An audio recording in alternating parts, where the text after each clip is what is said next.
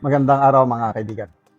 Bigyan natin ng reaction, opinion itong post ni Senator Amy Marcos. Sabi lang niya, biglang okay na lahat ah, may tanong siya dito. Ngayong nagawa na nila ang utos sa kanila, tanongin niyo sila kung may threat pa ba sa Senado. Senator Amy Marcos nagtatanong. Sino yung sila?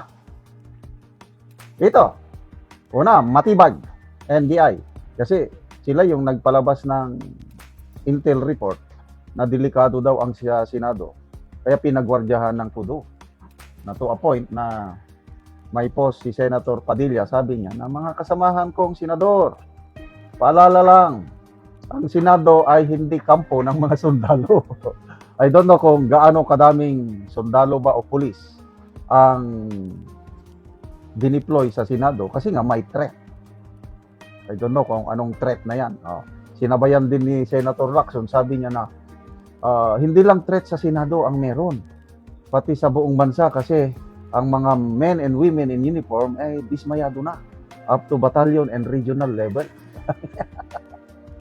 Talagang nagpapakalat sila ng report na may threat talaga, hindi lang sa Senado kundi sa bansa, pati Malacanang nagpakalat sila ng threat na may mga DDS daw, mga supporters ni DP Sara na baka biglang lumusob sa Malacanang noong June 12. But anyway, ang sentro ng usapin sa threat is Senado. So, ngayon tapos ng utos sa kanila. Sinong nag-utos? Malacanang ba? So kahapon is mission accomplished. Ano yon? Nabago na ang liderato ng Senado. Ganun man lang talaga kasimple sana.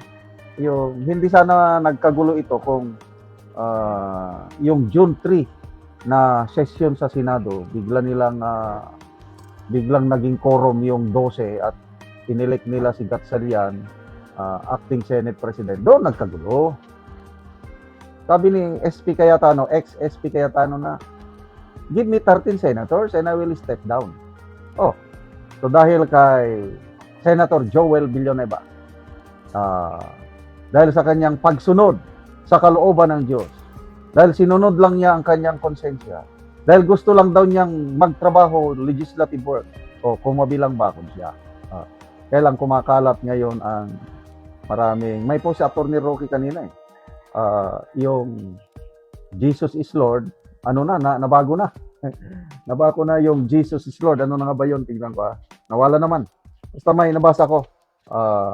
Jesus is Lord is Junior is Lord na pala.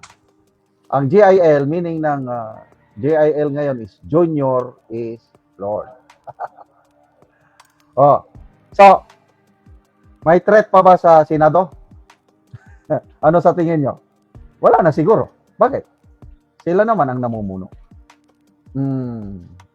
To me, very clear na ayaw nila na may mamuno sa Senado na hindi nila kontrolado.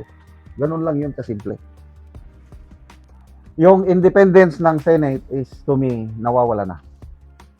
Agree ako, although opinion lang ito ni Senator Cayetano, agree ako yung sabi niya na nung kapanahonan pa niya, may dalawang Senado, Senate of Malacanang at saka Senate of the Philippines.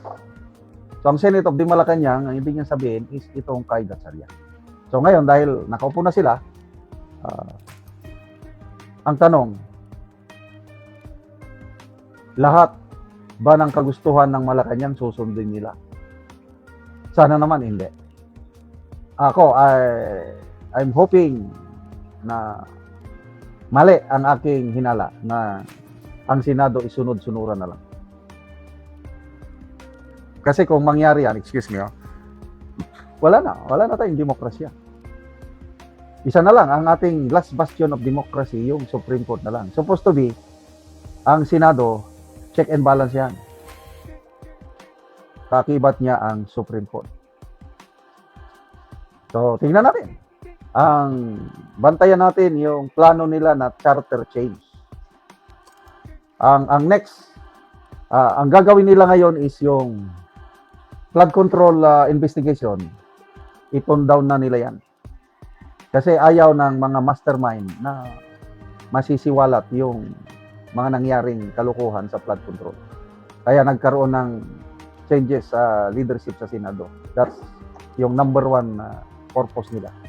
Kasi kung hindi nila naagaw ang liderato sa Senado, tuloy-tuloy yung investigasyon ng Cayetano Marcoleta Black, delikado sila. Ngayon, safety na ang mga mastermind. Erwin Tulfo na ang Blue Ribbon Committee hearing, isa siya sa mga inaakusahan, ay ano pang aasahan natin yan? So yun, impeachment, next ano nila?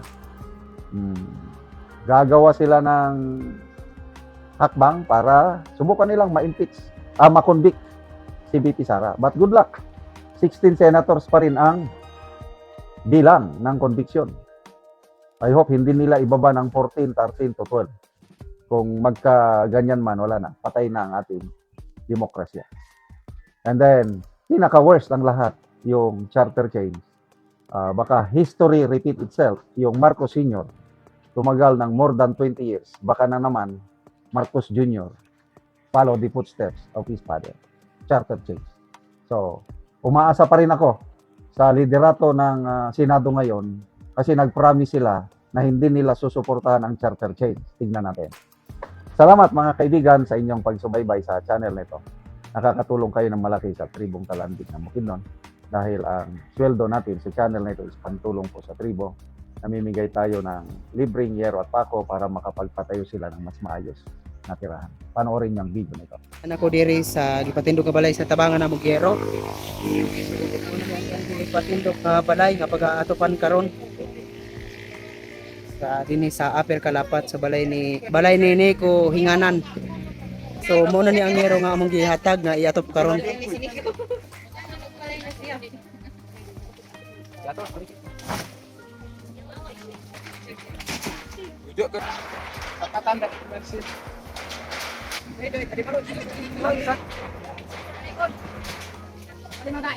Sige, sapat tayo sa... Ikot sa pawa, yan nga eh. Ikaw, nagdakot ka pa. Ipasa na! Ayun na, nakaprotahan na ulang sa Sa tun. Ang sinunod ka pa sa inuwa taon. At inagay din.